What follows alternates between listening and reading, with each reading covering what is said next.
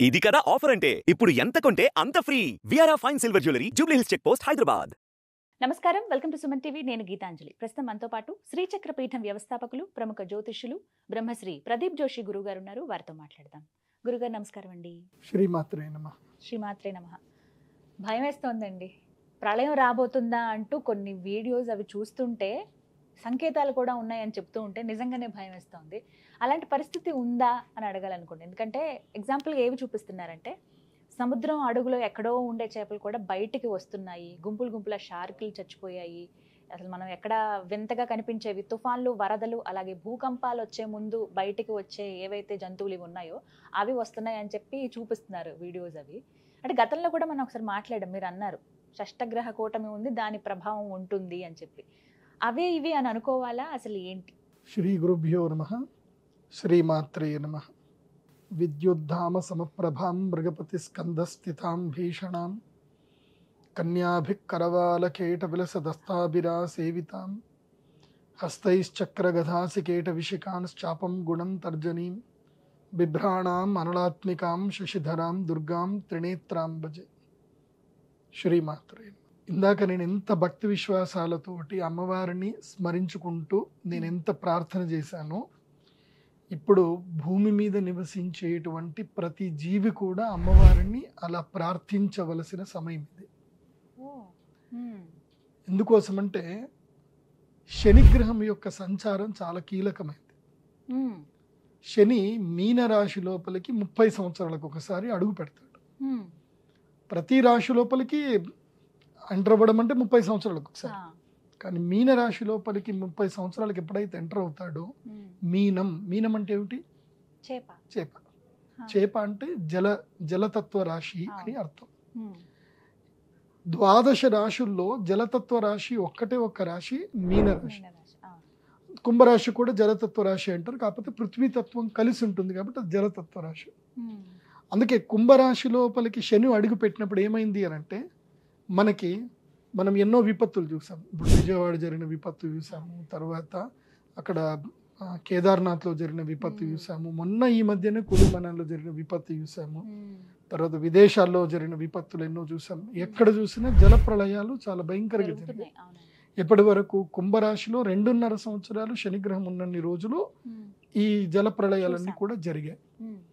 ఇప్పుడు మీనరాశి లోపలికి శని అడుగు పెట్టాడు.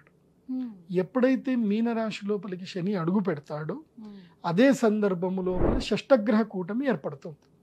ఎప్పుడు మార్చి 29వ తారీఖు నుంచి మే 25 వరకు స్ట్రాంగ్ గా ఉంటుంది. ఇంకా మే 25 వరకు అయితే దాన్ని కప్పర యోగం అంటారు. సో ఈ కప్పర యోగం ఎప్పుడైతే వస్తుందో, ఈ యోగం వచ్చినప్పుడు ఈ 2 నెలల కాలము భూలోకంలో ఉండేటువంటి జీవులకు కష్టకాలం. అది మనుషులకైనా జంతువులకైనా కష్టకాలం. ముఖ్యంగా జలచరములకు కష్టకాలం.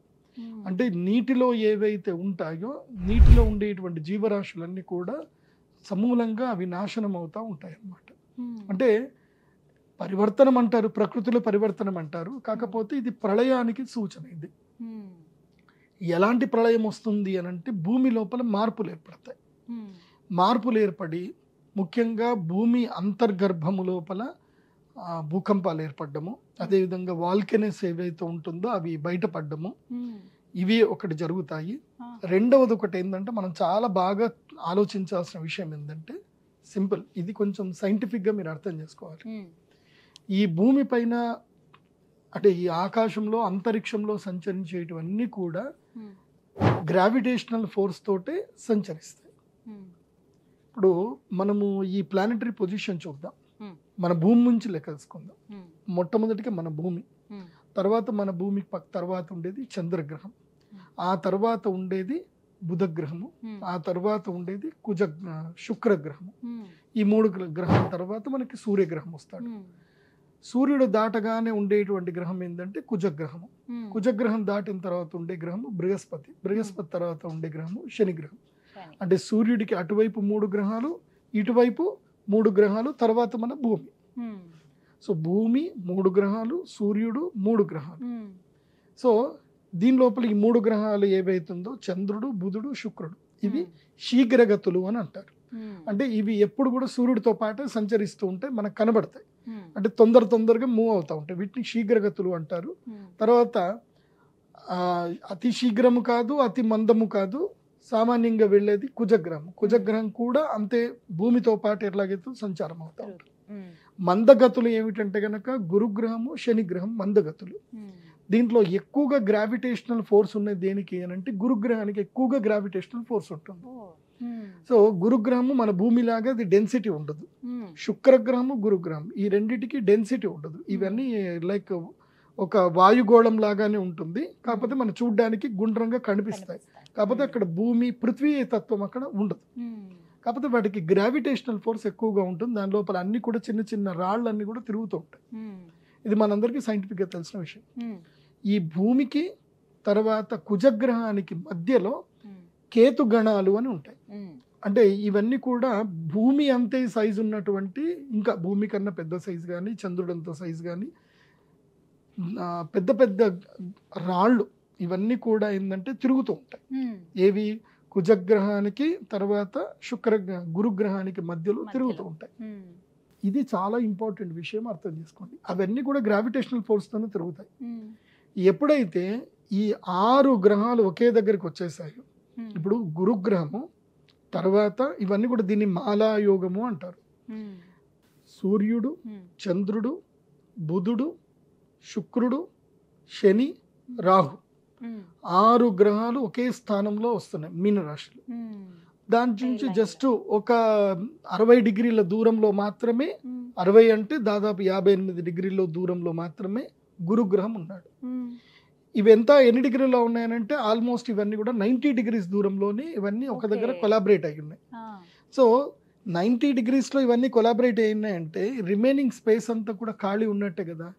సో ఈ గ్రావిటేషనల్ ఫోర్స్ ఏదైతే గనక అట్రాక్ట్ చేసి భూమి వైపు ఏవి రాకుండా ఏదైతే ఆపుతుందో అవి ఆగిపోవు. సో అవి అటు గురుగ్రహం గ్రావిటేషనల్ ఫోర్స్ లాక్కుండా ఆ గ్రావిటేషనల్ ఫోర్స్ నుంచి తప్పుకొని కొన్ని రాళ్ళు బయటకు వచ్చేస్తాయి. వాటిని కేతు గణాలు అంటారు మన బృహత్ సంహిత ప్రకారం చెప్పాలంటే. అవి భూమి వైపు ట్రావెల్ చేయడం స్టార్ట్ చేస్తాయి. ఇప్పుడు ఆ సూచన మీకు కనిపిస్తుంది రాబోయే జస్ట్ మీరు కొన్ని రోజుల్లో మీకు ఆ న్యూస్ కూడా వచ్చేస్తుంది. నాసా నుంచో లేకపోతే వాటి నుంచి న్యూస్ స్టార్ట్ అవుతుంది. సో భూమి మీదికి ఒక అత్యంత పెద్దనైనటువంటి ఇంకొక శకలం రాబోతుంది, భూమిని ఢీకొట్టబోతుంది.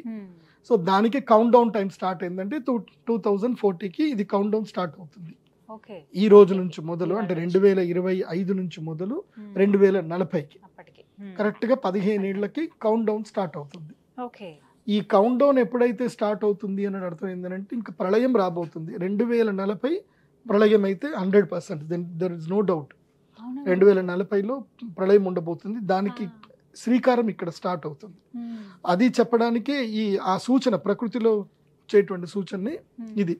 ఇక్కడ నుంచి ఏం జరుగుతుంది అని అంటే ఇది మనం అబ్జర్వేషన్ చేసుకోవాలి. ఇప్పుడు ఈ 2025లో ఉండేటువంటి జనాభా సంఖ్య ఇప్పుడైతే చూసుకున్నారో ఈ జనాభా సంఖ్య క్రమేపీ తగ్గుతూ ఉంటుంది.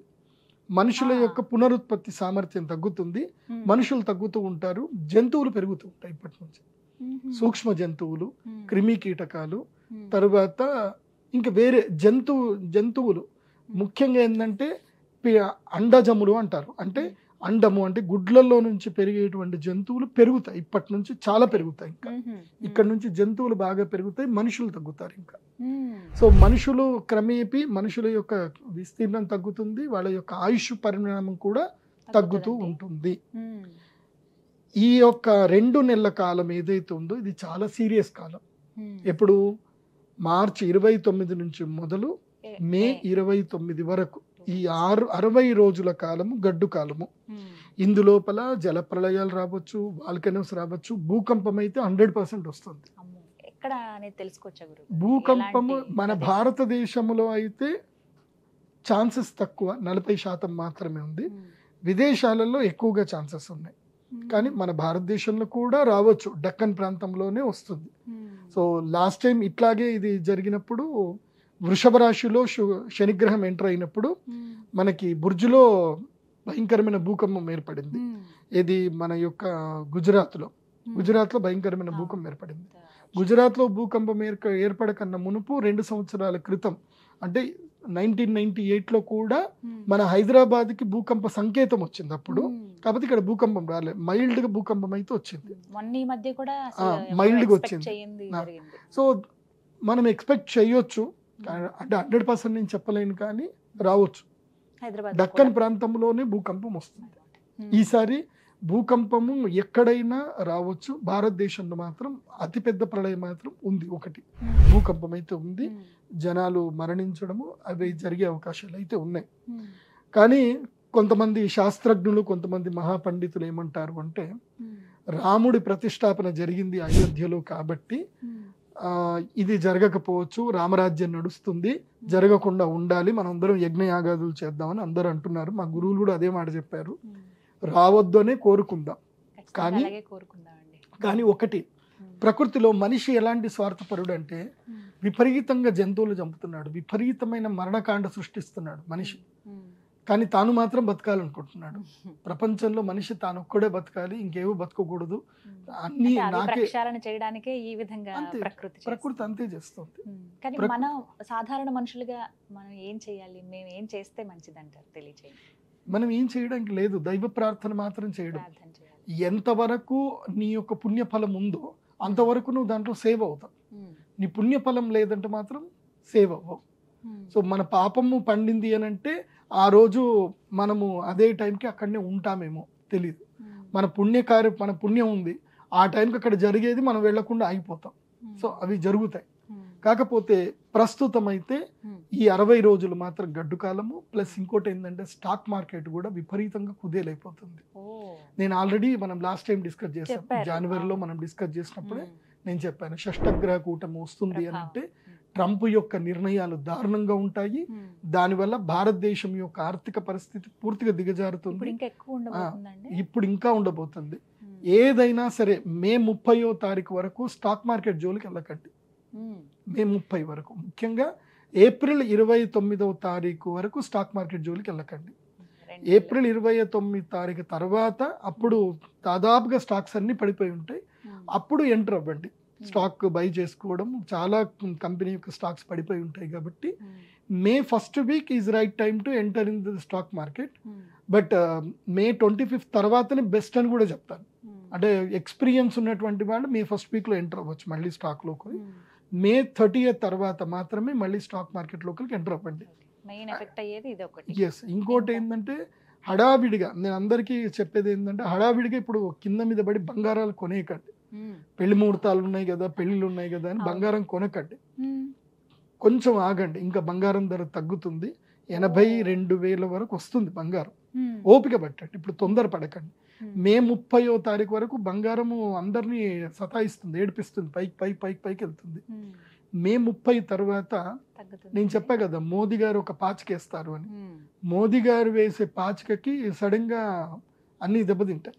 అప్పుడు డాలర్ రేటు తగ్గుతుంది, మళ్ళీ బంగారం రేటు పడిపోతుంది. అవుతుంది. అది కూడా ఎప్పుడు అంటే మళ్ళీ ఎప్పటికీ అంటే కరెక్ట్గా మనం శ్రావణ మాసం వచ్చే టైంకి, అంటే మనకి జూన్ జూలై బంగారం కొనుక్కోవడానికి రైట్ టైం. ఇంకా ఆగస్ట్ వచ్చిందంటే మళ్ళీ బంగారం మళ్ళీ ఒక్కసారి పెరిగిపోతుంది. కాబట్టి జూన్ జూలైకి డబ్బులు రెడీ చేసి పెట్టుకోండి. బంగారం ధర 85,000కి 84,000 వరకు వస్తుంది. నా లెక్క ప్రకారం 82 కూడా రావచ్చు, కానీ 84 అయితే తగ్గదు, చూద్దాం. 85 వచ్చిందంటే మాత్రం కొనేసుకోండి, ధన కొనేసుకోండి. ఎంత మీ యొక్క ఐటీఆర్ వాల్యూ ఎంత ఉందో అంత కొనుక్కోండి, బంగారం కొనేసుకోండి. తర్వాత ఇంకా బంగారం ర్యాలీ స్టార్ట్ అవుతుంది, ఇంకా తగ్గేదే లేదు. ఇంకా బంగారం ఇంకా వెళ్ళిపోతుంది, ఇంకా కిందికి రాదు ఇంకా. కాబట్టి ఈ సంవత్సరంలో బంగారం కొనడానికి అనుకూలమైన సమయం ఆషాఢ మాసమే. ఆషాఢంలో చీరలు కొనకండి, బంగారం కొనండి, రెడీ చేసి పెట్టుకోండి ఈ సంవత్సరం అయితే కనుక. సో ఈ ప్రళయం నుంచి తప్పించుకోవాలంటే ఒకటే మార్గం. నేను ఇది నా స్వార్థం కోసం చెప్పట్లేదు, ఎందుకోసం అంటే నేను ఎప్పుడు కూడా చెప్తాను, నేను ఏదైనా ఒక యజ్ఞము యాగం చేశాను అంటే అది దేవాలయ నిర్మాణం కోసం, ఒక మంచి కోసమే. నా వ్యక్తిగత జీవితం కోసం అయితే నేను ఆ లత్త ముట్టను. దాన్ని లత్త అంటారు, అంటే మనుషుల యొక్క కర్మఫలాన్ని ఏమంటారు, లత్త అంటారు. ఆ లత్తని ముట్టకూడదు, ముడితే అది అంటుకుంటుంది, ఏడిపిస్తుంది. మనం కొంతమంది జనాలను చూస్తూ ఉంటాం కదా, అయ్యో పాపం వాళ్ళ పరిస్థితి ఏంది ఇట్లుంది అని అనుకుంటాం కదా, దాన్నే లత్త అంటారు. సో వాళ్ళ జీవితంలో వాళ్ళు ఎటు వెళ్ళలేరు, అంతే అట్లాగ ఉండిపోతారు. లత్త పెట్టుకోవద్దు ఎప్పుడైతే. నేనేం చెప్తాను అంటే మీ యొక్క కర్మ ఫలాల్ని యజ్ఞయాగాదులకు నిర్వహణ చేసుకోండి, చేస్తే మంచి జరుగుతుంది. లాస్ట్ టైం ఇదే సుమన్ టీవీలో షష్టగ్రహ కూటమి ఏర్పడింది.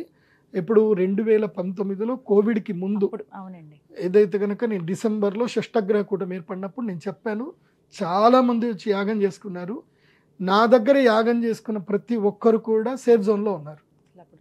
ఎవరికి కోవిడ్ రాలేదు, ఎవరి ఇంట్లో మరణాలు జరగలేదు. Every one is safe zone 100%. దాంట్లో డౌటే లేదు. నా దగ్గర డేటా కూడా ఉంది. అందరు చెప్పారు గురూజీ మాకు కరోనా అసలు ఎఫెక్ట్ రాలేదు, మాకు మీ దగ్గర యాగం చేసుకున్నాం, కరోనా ఎఫెక్ట్ రాలేదు. ఇప్పుడు కరెక్ట్గా 5 ఏళ్ళు మళ్ళీ 2025 మళ్ళీ షష్టగ్రహ కూటమి వచ్చింది. ఇప్పుడు ఈ షష్టగ్రహ కూటమిలో అందరికీ నేను చెప్పేది ఏంటంటే యాగం చేసుకోండి. యాగం చేసుకొని ఇంట్లో యంత్రం పెట్టుకోండి. యంత్రం లేకపోయినా కనీసం ఈ మాల, ఇది ప్రత్యేకమైనటువంటి కృష్ణ స్ఫటిక మాల, ఈ మాల కానీ లేదంటే కుజగ్రహ మాల కానీ ఏదైనా ఒక మాల తప్పకుండా మాలను ధరించండి. ఈ మాల మెడలో వేసుకుంటే ఏ నెగిటివ్ మీ దగ్గర దాకా రాదు. ఎందుకోసం అంటే ఇది భూగర్భంలో నుంచి తీసినటువంటి అద్భుతమైన శిల ఇది. సో దీని ఏంటంటే జస్ట్ ఒకదాని ఇట్లా మెల్లిగా రబ్ చేసి మనం స్మెల్ చూస్తే మనకి బొగ్గు వాసన, కాలిన వాసన వస్తుంది. సో ఇది చాలా ప్రత్యేకమైన రత్నం. ఇది ఎవరి దగ్గర దొరకదు. ఇది కృష్ణ స్ఫటికమాల. నేను ప్రత్యేకంగా తిరిగి చేసి కొంతమంది పాత ఇది రావణ సంహిత లాంటి పుస్తకాలు చదివి ఇది ఎక్కడుందో ఆర్డర్ చేయించి వెతికిచ్చి మరి నేను ఇంపోర్ట్ చేయించుకున్నది. ఎవరి దగ్గర దొరకదు. ఇది మీరు భారతదేశం ఎక్కడ వెళ్ళండి దొరకదు. కృష్ణ స్ఫటికమాల ఎవరి దగ్గర దొరకదు. ఈ కృష్ణ స్ఫటికమాల అందరికి ఇస్తాను. ఇది గ్రహణం రోజు మాత్రం ఇస్తాను. ఆ గ్రహణం రోజు అందరూ కృష్ణ స్ఫటికమాల ధరించండి. ఆ జగదంబ అనుగ్రహంతో మీకు ఎవరికి ఏ అరిష్టం కూడా జరగదు. కాకపోతే జాగ్రత్త పడాల్సింది ఎవరెవరు చెప్తాను వినండి. ముఖ్యంగా వరి నాటు చేసేటువంటి రైతులు, తర్వాత మామిడి పండ్ల రైతులు, మామిడి ఎవరైతే పండిస్తున్నారో ఆ రైతులు చాలా జాగ్రత్తగా ఉండాలి. తప్పకుండా మొత్తం రాలిపోతాయి కంప్లీట్గా. మామిడికాయలన్నీ రాలిపోతాయి, పూత పోతుంది. చాలా ఇప్పుడు ఎలా వస్తుందంటే ఈదురు గాలులతోటి వర్షాలు వడగళ్ళ వాళ్ళని పడతాయి, ఇప్పుడు సడన్ గా పడతాయి. సో మామిడి నష్టపోతారు, సడన్ గా వరి పైర్లు కూడా నష్టపోతారు. ఈదురుగాళ్ళు భయంకరంగా వస్తాయి. తర్వాత వేడి విపరీతంగా అవుతుంది. నేను మీకు చెప్పేది ఏంటంటే ఈ షష్టగ్రహ కూటమి అయిన తర్వాత 2 నెలలు 3 నెలల కాలం ఎవరైనా సరే పేదవాళ్ళు రేకుల ఇళ్లల్లో ఉంటే ఇల్లు ఖాళీ చేసేసేయండి, వేరే ఇళ్లలోకి వెళ్ళండి. లేదంటే ఇంటి మీద గడ్డి అయినా వేసుకోండి. ఎందుకోసం అంటే ఈసారి ఎండ తీవ్రతకు చనిపోయిన వాళ్ళు ఎక్కువ ఉంటారు. ఈసారి ఎండ తీవ్రత చాలా ఎక్కువగా ఉంటుంది. ఈసారి మాత్రం చాలా జాగ్రత్తగా ఉండండి. తర్వాత స్కిన్ ఎలర్జీస్ ఎక్కువగా వస్తాయి, రోగాలు ఎక్కువగా వస్తాయి, డీహైడ్రేషన్స్ ప్రాబ్లమ్స్ ఎక్కువగా వస్తాయి. అండ్ పుట్టిన శిశువులు ఎక్కువగా చనిపోతారు. ఇప్పుడు ఇది అంతే ఆ కాలం. ఆ కాల పరిస్థితి ఏంటంటే ఇదంతా షష్టగ్రహ కూటమి వల్లనే బాలగ్రహ అరిష్టాలు ఉంటాయి. 3 ఏళ్ల వయసు లోపల ఉన్న పిల్లలే ఎక్కువగా మరణిస్తారు. ఇప్పుడు అది కౌంట్ డౌన్ పెరుగుతుంది. మీకు న్యూస్లో కూడా వస్తాయి కూడా చూడండి. ఈ షష్టగ్రహ కూటమి ప్రభావము ఆషాఢ మాసము వర్షం పడేంత వరకు ఉంటుంది. ఆషాఢ పౌర్ణమి అంటే గురు పౌర్ణమి వరకు వర్షం పడేంత వరకు, అంటే తొలకరి చెనుకలు పెద్ద ఏకాదశి వరకు దీని యొక్క ప్రభావం ఉంటుంది. కాబట్టి అందరూ జాగ్రత్త పడండి. ఆహార విషయంలో చాలా అప్రమత్తంగా ఉండండి. అండ్ రిప్రొడక్షన్ రేట్ కూడా పడిపోతుంది, పిల్లలు పుట్టరు. నేను ఆల్రెడీ లాస్ట్ టైం ఎప్పుడో చెప్పాను, షష్టగ్రహ కూటమి రాబోతుంది. షష్టగ్రహ కూటమి నుంచి షష్టగ్రహ కూటమి వరకు ఆ మధ్య పంచగ్రహ కూటమి ఏర్పడింది. పోయిన మేలలో పంచగ్రహ కూటమి ఏర్పడింది, తర్వాత షష్టగ్రహ కూటమి ఏర్పడింది. నేనే చెప్పాను ఇది సంధికాలము. ఈ సంధికాలంలో జలప్రళయాలు జరుగుతాయి, మనుషులు పుట్టుక తగ్గిపోతుందని చెప్పాను. నేను చెప్పినట్టుగా జరిగింది. జలప్రళయాలు జరిగాయి. ఇప్పుడు తమిళనాడు సీఎం కూడా చెప్తున్నాడు, ఎంతమంది తొందరగా పిల్లల్ని కనండి, ఎక్కువ మంది పిల్లల్ని కనండి, అందరు కొత్త దంపతులు పిల్లల్ని కనండి చెప్తున్నారు. ఎందుకోసం అంటే ముసలోళ్ళు పెరిగిపోతున్నారు, వయసు వాళ్ళు ముసలోళ్ళు అయిపోతున్నారు. వయసులో ఉన్న పిల్లల్ని కనట్లే, వృద్ధి తగ్గిపోతుంది. వాళ్ళు ఇష్టపూర్వకం కనట్లేదు కాదు. ఏం జరుగుతుంది అని అంటే రిప్రొడక్షన్ వాల్యూస్ పడిపోతున్నాయి, మనిషి యొక్క శరీరాలు పడిపోతున్నాయి. సో ఇది కొంచెం గడ్డు కాలం. ఈ 60 నెలల కాలము చాలా గడ్డు కాలము. కాబట్టి ఎవరైనా మీ మ్యూచువల్ ఫండ్స్లో డబ్బులున్నా, స్టాక్ మార్కెట్లో డబ్బులున్నా ఎగ్జిట్ అయిపోండి. కొంతలో అయినా సరే ఎగ్జిట్ అయిపోండి. నేను కూడా ఎగ్జిట్ అయిపోతున్నా. నాది కూడా మ్యూచువల్ ఫండ్స్లో ఒక 3 లక్షలు 4 లక్షలు ఏమో ఉంటాయి. నేను కూడా ఎగ్జిట్ అయిపోయా. నాకు తెలుసు కాబట్టి ఎగ్జిట్ అయిపోయా. కాబట్టి తొందరగా ఎగ్జిట్ అవ్వండి. ఎవరన్నా ఇంకా లేదండి మేము డబ్బులు ఎక్కడ పెట్టుకోవాలి అంటే దేంట్లో పెట్టడానికి లేదు, బ్యాంకింగ్ స్టాక్స్లో మాత్రం పెట్టుకోవచ్చు, లేదా గోల్డ్ స్టాక్స్లో పెట్టుకోండి. కానీ గోల్డ్ స్టాక్ కూడా తగ్గిపోతుంది కానీ మళ్ళీ పెరుగుతుంది, జాగ్రత్త. ఇంకోటి ఏంటంటే ఈ సంవత్సరానికి ఏంటంటే రైతులు కూడా చాలా జాగ్రత్తగా ఉండాలి. రైతులు ఎక్కువ శాతము కూరగాయలు పండించడానికే కాన్సన్ట్రేషన్ చేయండి. కూరగాయలు పండించడం వల్ల ఏంటంటే ఎవరైతే రైతులు కూరగాయలు పండిస్తారో వాళ్ళకి ఈ సంవత్సరం లాభం. ముఖ్యంగా తెల్ల ఉల్లిపాయ ఎవరైతే పండిస్తారో వాళ్ళకి లాభం ఉంటుంది. అండ్ టొమాటో రైతులకు ఈసారి జూన్ జూలై ఆగస్టు రైతులకి ఇది June July August September October వరకు రైతులకి ఇది 5 నెలల కాలం లాభదాయకంగా ఉంటుంది. ముఖ్యంగా టమాటా రైతులకు అదేవిధంగా కూరగాయల రైతులకు అందరికీ ఈ 5 months పీరియడ్ మంచి పీరియడ్ ఉంటుంది. కాకపోతే ఏంటంటే కాపాడిన వాళ్ళకే, ఎందుకోసం అంటే ఈసారి సస్యనాశనం ఎక్కువగా జరుగుతుంది కాబట్టి ఆ విషయంలో జాగ్రత్తగా ఉండండి. అయితే ఈ సంవత్సరం నేను ఈ రొయ్యలు పండించేటువంటి వాళ్ళకి మాత్రం చెప్పేది ఏంటంటే ఈ సంవత్సరం విత్డ్రాల్ అయిపోండి అని చెప్తాను. చనిపోతాయి ఈసారి రొయ్యలు చాలా చనిపోతాయి, చేపలు రొయ్యలు చాలా చనిపోతాయి ఈసారి. సో చాలా జాగ్రత్తగా ఉండండి. మీరు ఎంత ప్రయత్నం చేసినా చనిపోతాయి. దానికి ఎగ్జాంపులే ఇందాక మీకు ఇంట్రొడక్షన్లో మీకు చూపించిన ఫోటోలు ఏవి. సో ఆ వీడియోలు చూశారు కదా, మొత్తము చేపలు తీవ్రతరంగా అన్ని కొట్టుకొచ్చి బయటకు వచ్చి చనిపోతున్నాయి. జపాన్లో కూడా ఒక కైండ్ ఆఫ్ ఒక ఫిష్ ఉందట, అది అసలు కనబడదట. అక్కడ జపాన్లో ఎప్పుడైతే అతిపెద్ద భూకంపాలు ఏర్పడి డూమ్స్ డే ఏర్పడిందో అప్పుడే కనబడిందట, మళ్ళీ కనబడలేదట. ఈసారి అది వచ్చిందట. సో ఇలా నేచర్లో అయితే అన్ని తెలుస్తూ ఉన్నాయి. ఇదైతే మంచి టైం అయితే కాదు ఈ 2 నెలల వరకు. కాబట్టి షష్టగ్రహ కూటమి అందరూ కూడా మీ దేవాలయాల్లో అక్కడక్కడ తప్పకుండా అరిష్ట నివారణ తంత్ర యాగాలు చేయాలి. అచింత్య మంత్రములోని కొన్ని ఉంటాయి, అచింత్య మంత్రములు చదువుకొని చేస్తే మంచిది. మా వరకు మా శ్రీచక్ర పీఠంలో అయితే కనుక మా దగ్గర రుద్రశూలం ఉంటుంది. ఎవరెవరికైతే రుద్రశూల స్పర్శ ఒక్కసారి వాళ్ళ ఆజ్ఞాచక్రానికి అవుతుందో ఇంకా వాళ్ళ జీవితంలో నెగిటివ్స్ రావు. ఇంకా అది 100%. రుద్రశూలం ఒక్కటే ఉంటుంది. ఆ రుద్రశూల స్పర్శ ఎప్పటి వరకైతే ఆ రుద్రశూల స్పర్శ చేసుకున్నారో వాళ్ళందరూ మంచుకున్నారు. సో మళ్ళీ ఆ రుద్రశూలం కేవలం నేను గ్రహణం అప్పుడే తీస్తాను, మళ్ళీ అక్షయ తృతీయ లేదంటే మన యొక్క ధనత్రయోదశి అప్పుడు తీస్తాను. కాబట్టి రుద్రశూలం ఆ రోజు తీస్తాను కాబట్టి రుద్రశూల స్పర్శకు అందరు రండి. కానీ రుద్రశూల స్నానం మాత్రం కేవలం గ్రహణం అప్పుడే ఇస్తాను. రుద్రశూల స్నానం ప్రతిరోజు ప్రతిసారి ఉండదు, కేవలం గ్రహణం అప్పుడు మాత్రమే రుద్రశూల స్నానం ఉంటుంది. కాబట్టి అందరూ కూడా మా శ్రీచక్ర పీఠానికి రండి, రుద్రశూల స్నానం చేయండి, రుద్రశూల స్పర్శ అందరికీ అదైతే ఫ్రీగా ఉంటుంది. యాగం చేసుకోవాలంటే హ్యాపీగా అందరు చేసుకోవచ్చు. ధైర్యంగా ఉంటాం మీ మాట నమ్మి, కానీ జరిగేది జరుగుతుంది అని ఎదుర్కొనే శక్తి కూడా ఇవ్వమని అమ్మవారినే కోరుకోవాలి. అంతే. చాలా సంతోషం గురుగారు. నమస్కారం. శ్రీమాత్రి.